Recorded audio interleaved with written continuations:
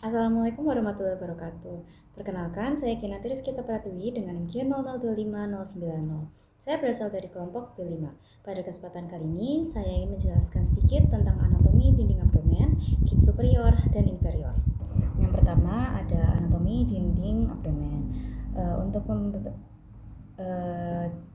lapisan dinding abdomen ini dibagi dua, yaitu lapisan dinding abdomen anterolateral dan pembagian lapisan dinding abdomen posterior. Untuk pembagian lapisan dinding abdomen anterolateral, yang pertama di sini ada kulit, lalu ada fascia superficialis yang dibagi menjadi dua, yaitu ada fascia camper dan fascia scarpa, lalu ada fascia profunda, lalu ada musculi et aponeurosis yang berisikan musculus obliquus externus abdominis, musculus obliquus internus abdominis, musculus transversus abdominis, musculus rectus abdominis, musculus pyramidalis abdominis. Lalu ada fascia transversalis, lalu ada fascia extraperitonealis atau jaringan lemak, dan yang terakhir ada peritoneum parietal. Yang pertama, untuk kulit ini melekat pada struktur yang terletak di bawahnya dengan longgar kecuali pada umbilikus. Lalu ada fascia superficialis yang dibagi menjadi dua, yaitu ada fascia camper. Yang fascia camper ini merupakan situs utama penyimpanan lemak. Lalu ada fascia scarpa yang merupakan lapisan membranosa tipis dengan berisi sedikit atau tanpa lemak. Lalu ada fascia profunda yang merupakan lapisan tipis jaringan ikat yang menutupi musculus dan terletak di bawah fascia scarpa. Lalu ada musculus et aponeurosis yang akan dijelaskan di nomor selanjutnya. Lalu ada fascia transversalis. Fascia transversalis ini merupakan lapisan berkelanjutan dari fascia profundus yang memagari cavitas abdominalis dan berlanjut ke dalam cavitas pelvis. Lalu ada fascia extraperitonealis atau jaringan lemak. Ya, sesuai namanya, fascia ini berisi jaringan lemak dan memisahkan fascia transversalis dengan peritoneum. Lalu terakhir ada peritoneum parietal yang merupakan lapisan melapisi bagian dalam dinding abdomen dan menjadi bagian dari dinding abdomen. Untuk bagian lapisan dinding abdomen posterior terdapat kulit, lalu ada fascia superficialis dorsi, lalu ada musculus yang terbagi menjadi lapisan pertama, itu ada musculus latissimus dorsi. Di lapisan kedua ada musculus obliquus externus abdominis, musculus rectus spinae, musculus longissimus dorsi, dan musculus serrator posterior inferior. Lalu di lapisan ketiga ada musculus multifidus, lalu ada musculus interspinalis, musculus obliquus internus abdominis. Dan lapisan keempat ada musculus quadratus lumborum, musculus iliopsoas, dan musculus transversus abdominis. Lalu selanjutnya ada fascia extraperitonealis atau jaringan lemak, dan yang terakhir ada peritoneum parietal. Jadi lapisan dinding anterolateral dan posterior ini hampir sama. Yang membedakan di posterior ini tidak ada fascia profunda, lalu muskulus-muskulnya juga berbeda dengan muskulus di anterolateral, dan tidak ada fascia transversalis. Selanjutnya ada sistem otot di abdomen anterolateral. Untuk yang di sini ada musculus, ada flat muscle. Flat muscle ini terdiri dari musculus obliquus externus abdominis, musculus obliquus internus abdominis, dan musculus transversus abdominis. Dia ini urutannya dari superficial ke profunda ada tadi. Nah, selanjutnya ada sistem otot di vertical muscle. Vertical muscle ini dibentuk oleh musculus rectus abdominis dan musculus pyramidalis. Untuk musculus rectus abdominis itu kan bagian kanan dan kiri, di tengahnya itu ada linea alba, dan yang memisahkan musculus rectus abdominis ini ada linea horizontal, dia ini namanya intersectionalis tendinae. Lalu yang selanjutnya ada sistem otot di abdomen posterior, dia ini dari fascia superficial ke profunda, yaitu ada lapisan pertama ada musculus latissimus dorsi, untuk lapisan kedua ada musculus obliquus externus abdominis, musculus erector spinae, musculus longissimus dorsi, dan musculus serratus posterior inferior.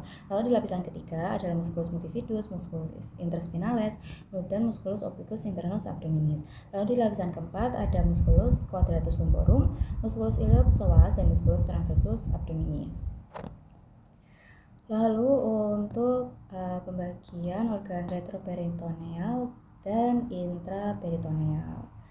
Jadi untuk organ intraperitoneal itu merupakan organ yang seluruh permukaannya itu dilapisi peritoneum dan berada dalam cavitas peritonealis. Sedangkan organ retroperitoneal itu merupakan organ yang berada di luar cavitas peritoneum. Jadi dia dilapisi peritoneum hanya di permukaan anteriornya saja, bukan seluruh permukaannya seperti organ intraperitoneal tadi.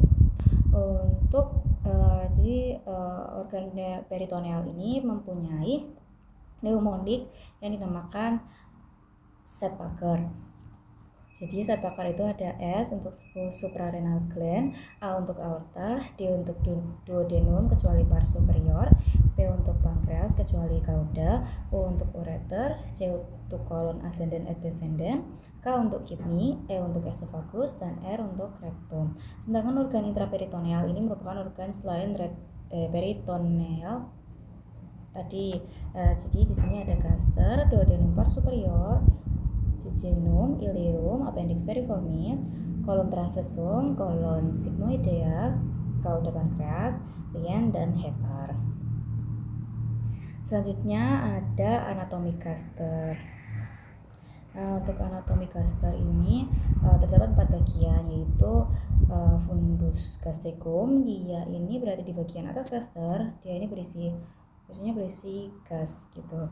Lalu ada pars cardiaca, dia ini di dekat esophagus, jadi gaster bagian atas. Lalu ada corpus gastricum, ini merupakan badan dari gaster ini sendiri. Di dalamnya itu terdapat trukea atau plika gastrika.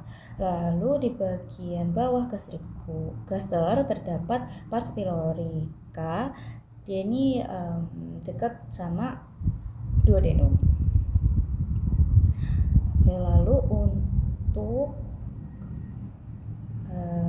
Lalu untuk sphincternya, di gaster ini ada 2 sphincter. Yang pertama ada lower esophageal sphincter atau gastroesophageal sphincter. Dia di bagian atas gaster.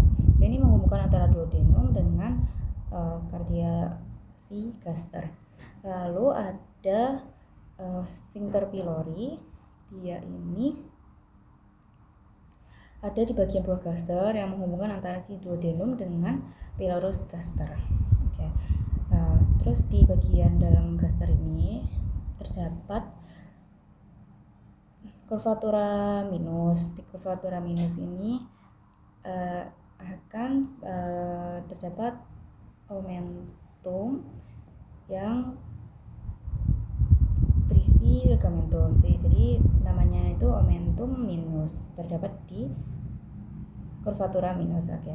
Ligamentum di omentum minus ini ada ligamentum hepatoduodenal, lalu ada ligamentum gastrohepaticum. Lalu di bagian luar gaster terdapat omentum maius yang isinya ada ligamentum. Omentum maius ini terdiri dari ligamentum gastrocolica, ligamentum gastrophrenica, ligamentum gastrolienal, dan ligamentum splenorenal. Nah, yang selanjutnya ada letak appendix. Oke.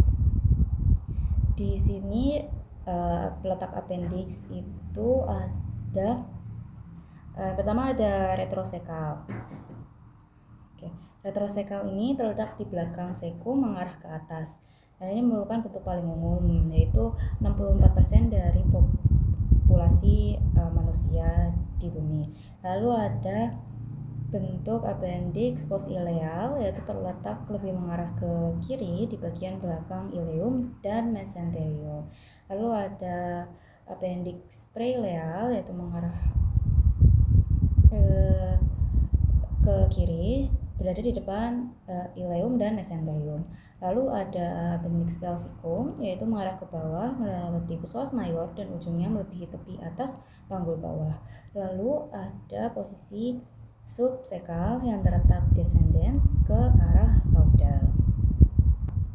Lalu di sini ada letak appendix menurut garis Monro-Pichter yang diukur dari sias dextra ke umbilicus.